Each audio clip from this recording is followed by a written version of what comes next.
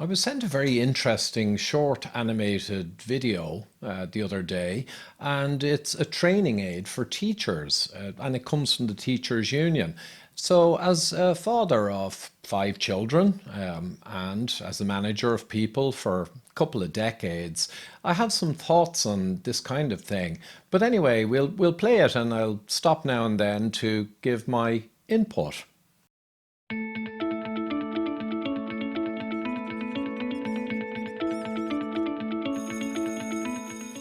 At a parent-teacher meeting, a mother told me that her child, who we called Lucy, identified as a boy and wished to be called Liam.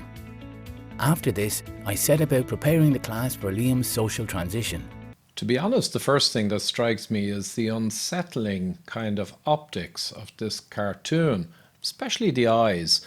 Kind of reminds me of that film Coraline. I taught lessons investigating and challenging gender stereotypes, and using the book Introducing Teddy, explained that some people don't identify with the gender they're assigned at birth. That is true. Some people don't identify with the gender they were assigned at birth, i.e. their biological, actual gender. I believe it's called gender dysphoria, and as far as I'm aware, it's an extremely rare phenomenon or condition. But, maybe I'll get hold of the Teddy book and educate myself further. I said, Tilly wasn't happy because everyone saw her as a boy, but she knew she was really a girl. She knew she was really a girl. These are very young kids being portrayed in this video, so knowing you're a girl when you're biologically a male, that's pretty strong stuff to come from a teacher to a class of very young children. Shouldn't they really bring in, professionals for this kind of advanced psychological intervention? My pupil Ray asked, so boys can change into girls? And then Julie chimed in, and girls can change into boys? Yes, I said. Yes, a teacher with no training in these matters said to kids who were asking that question. How can a teacher say that to very young kids when biologically the situation is quite clear and quite complex in its psychological sides? This is very interesting. Sometimes, while the doctor says a baby is a boy, as that baby grows up, they feel inside that they're not a boy. Yes, this happens, and it has always happened, for sure. But either it's a phase, or it would come under the category, I guess, of gender dysphoria, which would require a longer conversation with professionals. While they might have a boy's name, like Tilly, they know they aren't a boy. Again, there's that phrase, know, that a very young child would know that they are not a boy. Even if that is the biological reality, they know otherwise. So this strikes me very much as the kind of thing we would do in management, where we were kind of manipulating people and using certain phraseology to push a certain idea or concept onto someone. But of course we were dealing with adults, not with young kids. And want to change their name. The same can happen for a girl. By making those changes, the person feels happier and more like themselves. I'm delighted with the happiness, but the really big thing that changed was a teacher with no credentials, apparently in biology or reality, made a statement multiple times to a class of kids saying that people knew they were not and that they can actually change fundamental scientific realities. So that's a big change. Some people who experience this might use the word transgender to describe themselves. Once the pupils understood the concept, and once Liam and his mum were happy, I helped him tell the class. Everyone, do you remember last week we read about Tilly? Everyone replied, yes. Well, we're very lucky to know a person like that, and they're even in our class. The person we've been calling Lucy is really a boy. Is really a boy. Again, this teacher tells a bunch of young children an apparent fact that this biological girl is really a boy. Do you think the teacher is massively going beyond his remit? And is now ready to tell us all. Liam told the class. I've always felt like a boy. Well, at least the kid is honest. I've always felt like a boy. Much more honest than the teacher. My new name is Liam. Fair play to you, Liam. Good name. So when I call the ruller, I'll be calling out Liam McCarthy. And we will all call him Liam, won't we? The whole class agreed. Yes, teacher. Well, they're hardly going to cause some trouble with this particular topic these days, right? Then Paul asked, Teacher, is Liam still sitting at our table? Well, Paul, given it's a mixed class, that wasn't a very smart question, was it? I laughed and replied, yes, nothing has changed except Liam's name. And nothing did change, except that Liam seemed much happier in school. A few weeks later, I introduced the pupils to non-binary identity. You did you? And how is this in your remit? These are young kids in this cartoon, far as I can tell. Where people don't identify with being either a boy or a girl. The most important element of any lesson on gender identity is that we put the emphasis on respecting everyone, regardless of gender identity or expression. I absolutely concur. We always respect people, regardless of their condition, their perception, how they see themselves, how they want to live in the world, within the law. But the rest of that video, there's something very, very unsettling about it.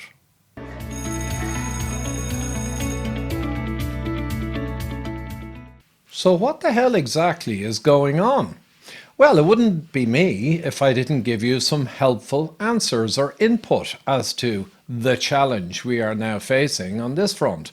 And here is an interview from Sky News Australia, mainstream, with Matt Walsh, I think, who made a movie.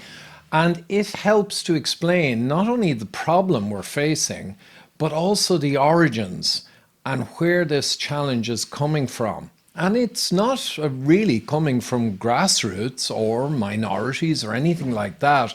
It's very much coming from above and from institutions, academia, and from a few decades of build-up, leading us to a very, very weird place.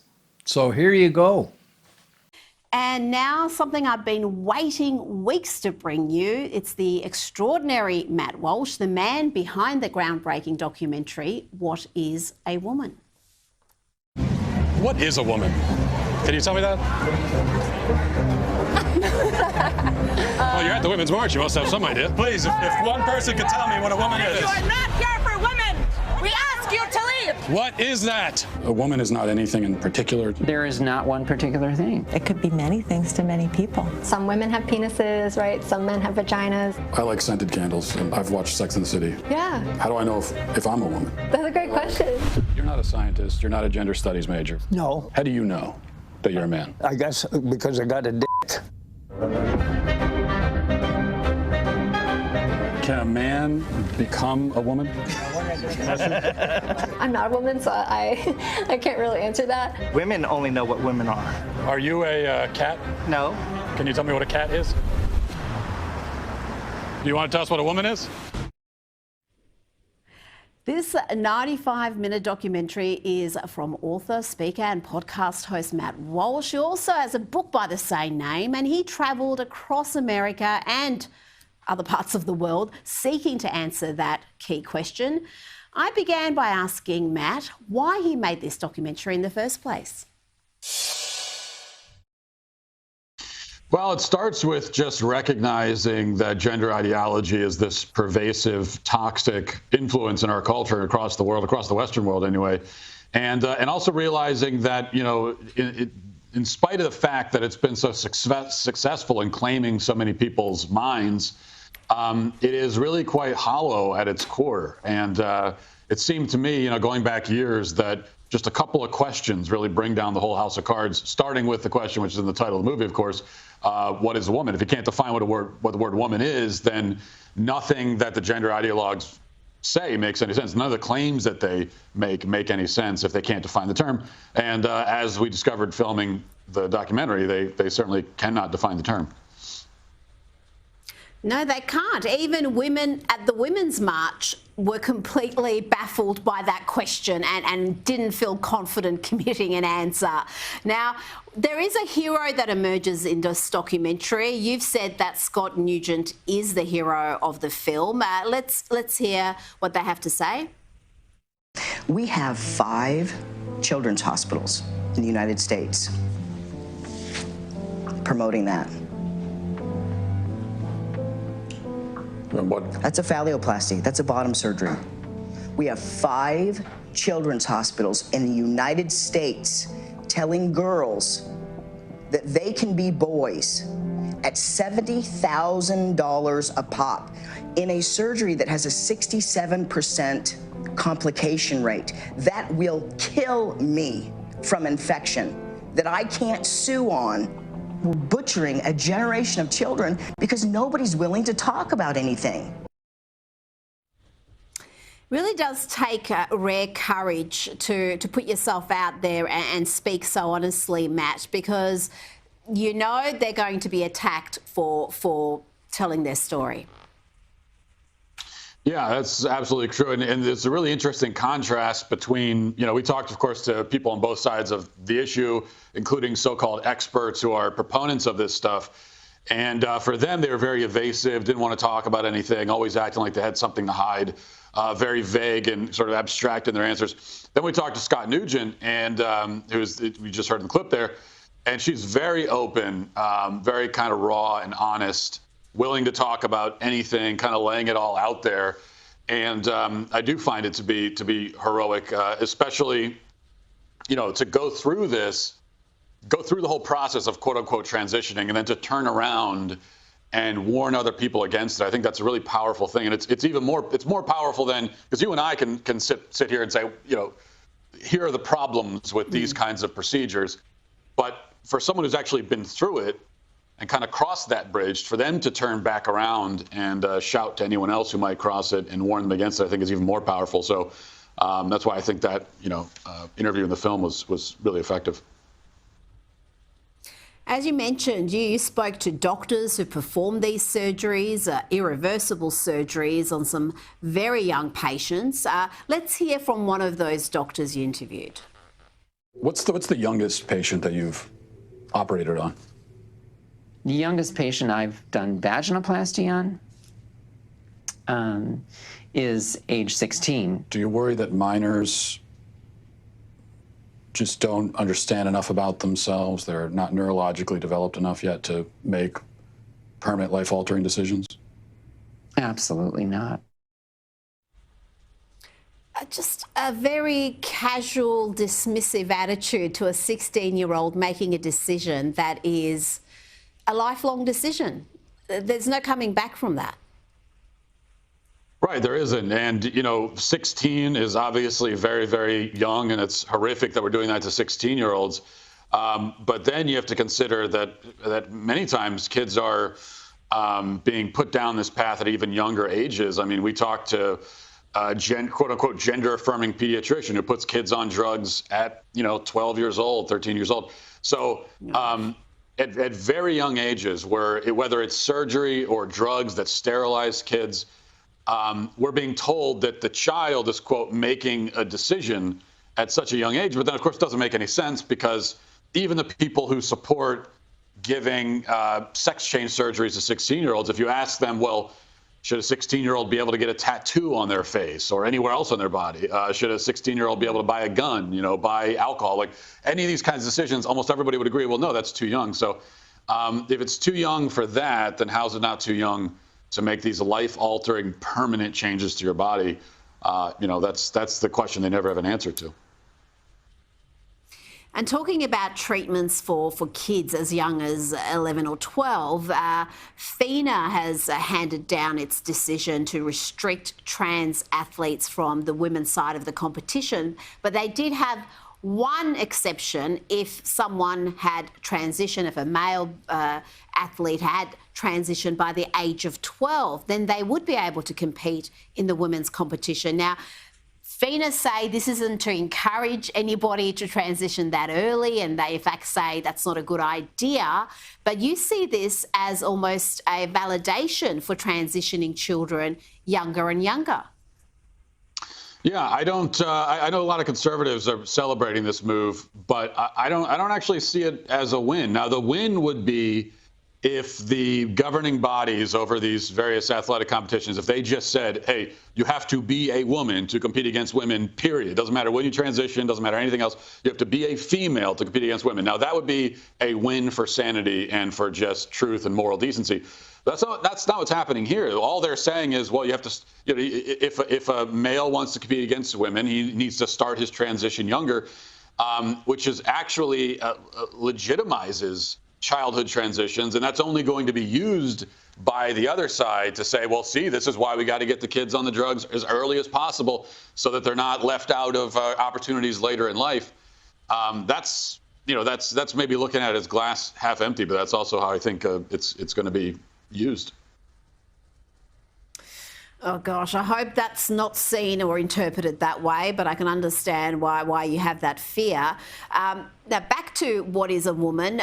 You spoke to plenty of experts, and some of them were triggered by the strangest things. Even the word truth was seen as triggering and transphobic. Let's have a look.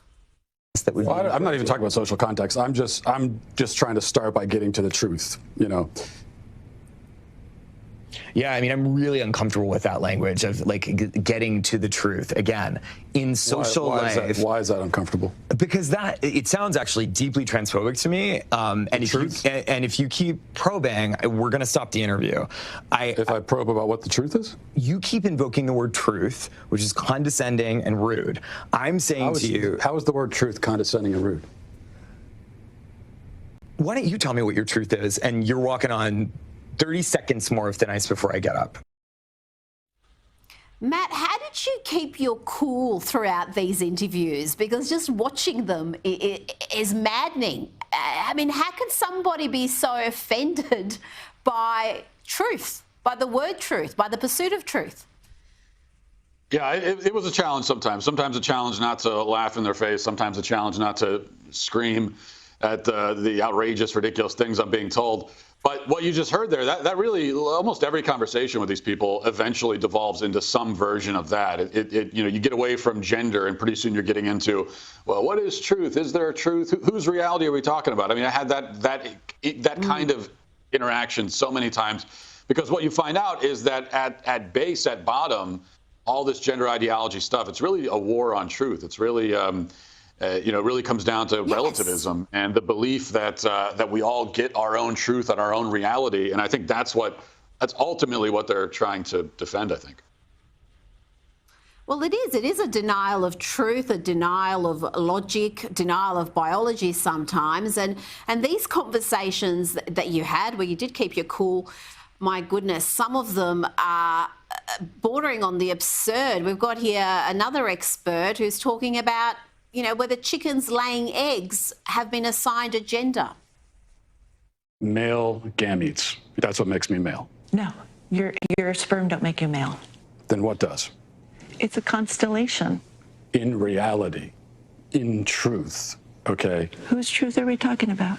The same truth that says we're sitting in this room right now, you and I. No, you're not listening. If I see a chicken laying eggs and I say that's a female chicken laying eggs, did I assign female, or am I just observing a physical reality that's happening in the world? Does a chicken have gender identity? Does a chicken cry? Does a chicken commit suicide? Let's frame it, because you're trying. The chicken has sex like any biological organism. Chicken has an assigned gender, but a chicken doesn't have a gender identity. So we assign female to chickens when they lay eggs? We assume they're female if they lay eggs. Oh, goodness me. Now, Matt, there was a time when this sort of ideology was confined to university campuses, and people thought, oh, well, that's where you debate these sort of radical ideas. But this movement has got enormous, disproportionate power in just every facet now. You look at not just public institutions, but private institutions, the number of corporates that virtue signal about this issue.